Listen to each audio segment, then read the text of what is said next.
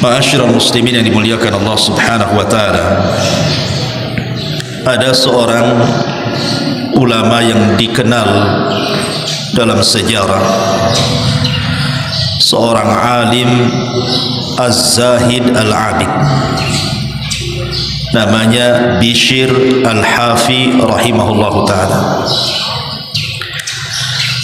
Bishr al-Hafi rahimahullahu taala mengatakan, sesungguhnya ada beberapa kaum yang saat Ramadan mereka beribadah dan sungguh-sungguh melaksanakan ibadah.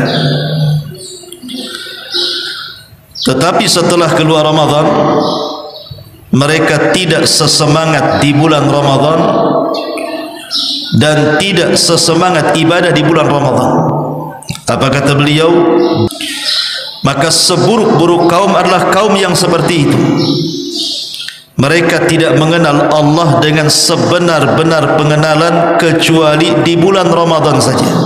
Harusnya orang baik, orang saleh itu mereka beribadah dan bersungguh-sungguh as-sanata kullaha, dijadikan satu tahun itu semua Ramadan.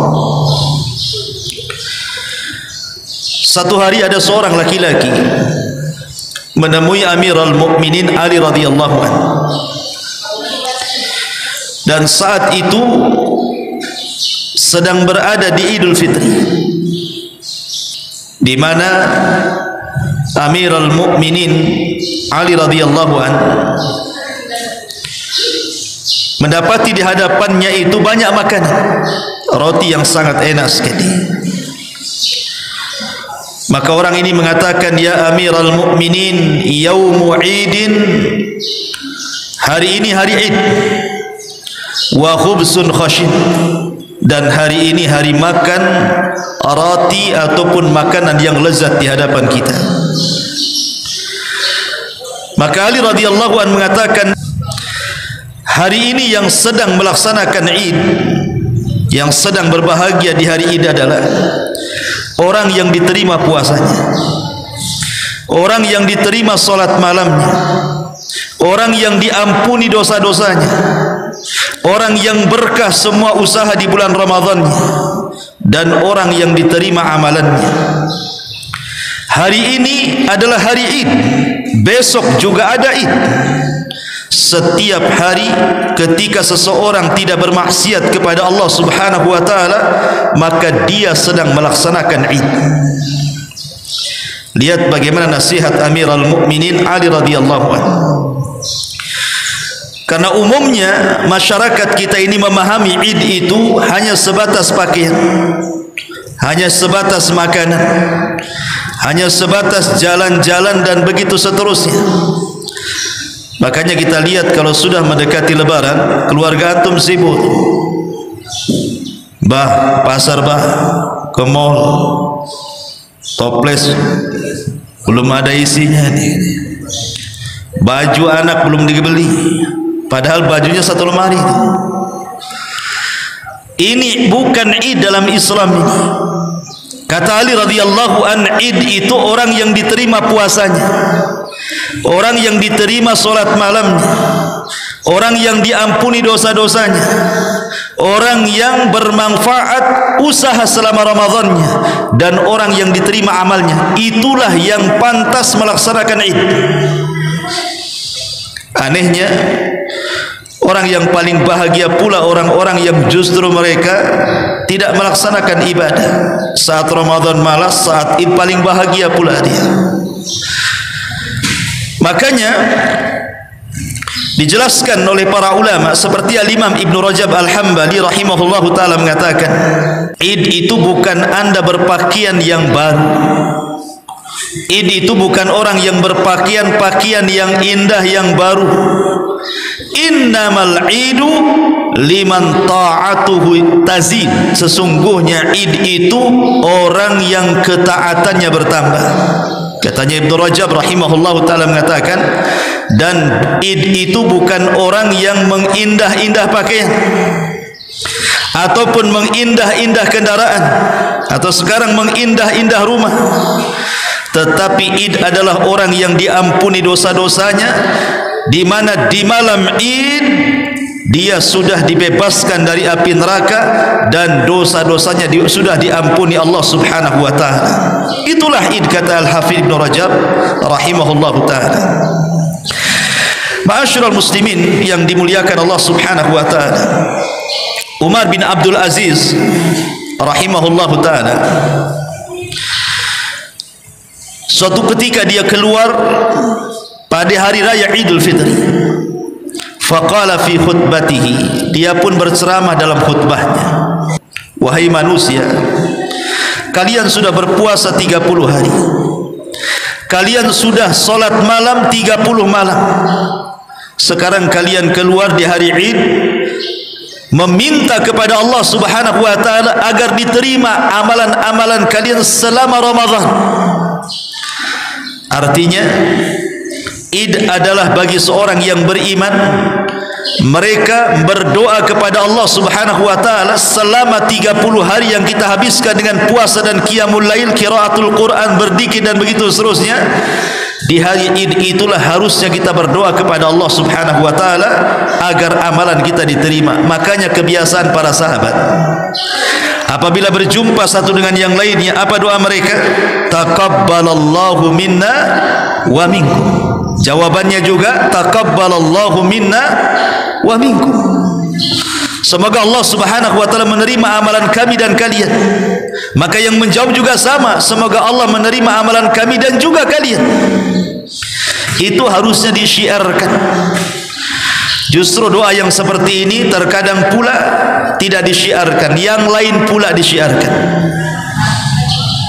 Ma'asyiral muslimin yang dimuliakan Allah Subhanahu wa taala, Al-Imam Anas ibn Malik rahimahullahu taala mengatakan, setiap hari lewat padanya seorang mukmin, kemudian tidak dicatat padanya dosa, maka pada hari itulah dia sedang Id. Jadi Id itu adalah membersihkan dosa. Tapi apa yang terjadi hari ini?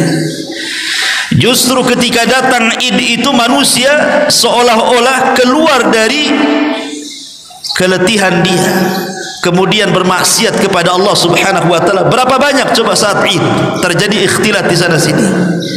Salaman yang bukan mahram. Belum lagi kemudian diagendakan pelesiran ataupun jalan-jalan ke pantai-pantai yang di situ tabarruj di mana-mana. Subhanallah. Sementara kita di bulan Ramadan mengharap ampunan kita diampuni oleh Allah Subhanahu wa taala, setelah Ramadan tiba-tiba melakukan dosa kembali. Itu bukan Id, kata para ulama. Ma'asyiral muslimin yang dimuliakan Allah Azza wa Jalla, dari sini yang ingin saya nasihatkan. Lalu apa yang harus kita lakukan setelah Ramadan ini? Setelah Ramadan lewat kepada kita, apa sebenarnya yang harus kita lakukan? Yang pertama, berdoa kepada Allah Subhanahu wa taala, jangan sampai hati kita yang sudah terbiasa ibadah di bulan Ramadan tiba-tiba kemudian intikas. Intikas itu artinya berpaling, kesibukan Ramadan hanya sebatas Ramadan, luar Ramadan beda pula kemudian aktivitasnya. Dari sini Nabi SAW mengajarkan satu doa yang selalu dibaca Nabi SAW dari Ummu Salamah radhiyallahu anha. Nabi SAW suka berdoa kepada Allah, ya muqallibal qulub tsabbit qalbi ala dinik. Wahai zat yang membolak-balikkan hati, tetapkan hatiku di atas ketaatan dan agama. Minta seperti ini, jangan sampai dibolak-balikan. Yang tadinya rajin ibadah masuk pula kemaksiatan kepada yang bukan ibadah setelah Id. Ini yang pertama. Yang kedua, dawamut taubah. Teruslah meminta ampun kepada Allah Azza wa Jalla. Kalau Ramadan jelas malamnya malam ampunan, siangnya juga siang ampunan. Tanpa harus kita mengatakan Rabbighfirli, ya Allah ampuni dosaku. Ramadan itu sudah mengampuni dosa kita. Karena Rasul yang mengatakan, siapa yang berpuasa di bulan Ramadan penuh iman dan mengharap pahala Allah, Allah ampuni dosa-dosanya. Artinya siangnya Ramadan itu siang ampunan, malamnya juga sama. siapa yang melaksanakan tarawih, qiyamul lail, salat malam, penuh iman dan mengharap pahala Allah, Allah ampuni dosa-dosanya. Jadi tanpa kita mengatakan Rabbighfirli, ya Allah ampuni dosaku, malamnya, siangnya, semua sudah ampunan bagi kita. Tapi di luar Ramadan tidak demikian. Di luar Ramadan, kalau kita ingin diampuni dosa-dosanya, minta ampun, bertobat kepada Allah Subhanahu wa ta'ala, maka biasakan dawamut taubah. Kemudian yang ketiga, ini yang paling penting, sabar di dalam mempertahankan istiqamah. Jangan seperti firman Allah Subhanahu wa ta'ala, di mana Allah mengatakan kallati naqadat ghazlaha min ba'di quwwatin ankatha. Dahulu di zaman Nabi ada orang gila, ada seorang wanita kurang waras. Wanita ini memintal benang, merajut benang, dijadikan kain gitu ya. Jadi setelah dirajut sama wanita ini sampai cantiklah kain itu. Sudah selesai, ditarik lagi benangnya, kemudian amburadul lagi rajutannya. Maka Allah Subhanahu wa ta'ala mengatakan seperti wanita yang kemudian menarik rajutannya sehingga rusak kembali, padahal sudah dirajut sedemikian rupa. Maknanya di bulan Ramadan kita sudah merajut ibadah sedemikian rupa kan.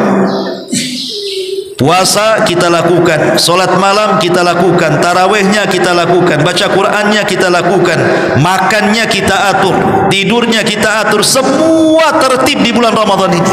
Artinya apa? Anyaman benang itu sudah rapi. Jangan di luar Ramadan kemudian ditarik lagi benang itu, kacau lagi kainnya. Hati-hati, jangan sampai kemudian seseorang itu mulai lemas, mulai malas, keinginan untuk beribadah hanya cukup sampai lebaran saja. Habis lebaran sudah hilang pula niat ibadahnya. Makanya ada 5 perkara jangan sampai ditinggalkan, karena ini kebiasaan kita di bulan Ramadan kan. 5 perkara ini. Pertama, menjaga solat. Di bulan Ramadan kan kita jaga solat, betul-betul kita jaga solat. Yang kedua, membaca Quran. Di bulan Ramadan kita baca Quran. Kemudian yang ketiga, zikrullah, berzikir kepada Allah. Kemudian yang keempat, berkawan dengan orang baik, karena orang itikaf itu tidak mungkin yang masuk kecuali yang baik.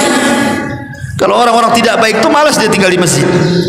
Kemudian juga yang kelima, berdoa kepada Allah Azza wa Jalla. 5 perkara ini jangan ditinggalkan di luar Ramadan. Pertanyaannya, kita ini sudah lelah letih di bulan Ramadan. Solat malamnya, puasanya, baca Qur'annya, lelah kita ini, kadang ngantuk tengah malam. Apa kira-kira tanda kalau ibadah kita selama Ramadan diterima? Adakah tanda-tandanya kalau ibadah kita ini diterima selama Ramadan ini? Ma'asyiral muslimin yang dimuliakan Allah Subhanahu wa ta'ala, kata para ulama, tanda diterima ibadah kita di bulan Ramadan adalah ketika keluar Ramadan kondisi kita jauh lebih baik dibandingkan Ramadan. Kalau kita bisa merubah kehidupan kita ini, perilaku kita, akhlak kita, ibadah kita di luar Ramadan, berarti ibadah di bulan Ramadan itu diterima. Tapi kalau setelah Ramadan, di bulan Ramadan Masya Allah gitu ya, ijtihad ibadah kita luar biasa, sampai di luar Ramadan malas-malas lagi, ulama mengatakan bahwa ini tanda ibadah kita tidak diterima. Jadi mudah saja ingin melihat tanda ibadah kita diterima atau tidak itu, lihat kondisi setelah Ramadan. Karena Ramadan itu bukan akhir, tapi Ramadan itu awal. Ibaratnya kalau kita ini sekolah, Ramadan itulah sekolahnya. Kita belajar di bulan Ramadan gitu ya. Belajar solat malam, belajar tarawih, belajar puasa, belajar baca Quran. Itulah belajarnya di bulan Ramadan. Hasilnya itu setelah Ramadan. Dapat ijazahnya itu setelah Ramadan. Diamalkan gak ilmunya di bulan Ramadan itu setelah Ramadan? Lah ini kata para ulama, inilah tanda kalau seseorang itu diterima ibadahnya selama Ramadan. Tapi kalau tidak lebih baik, maka ulama mengatakan berarti tanda ibadah kita sia-sia.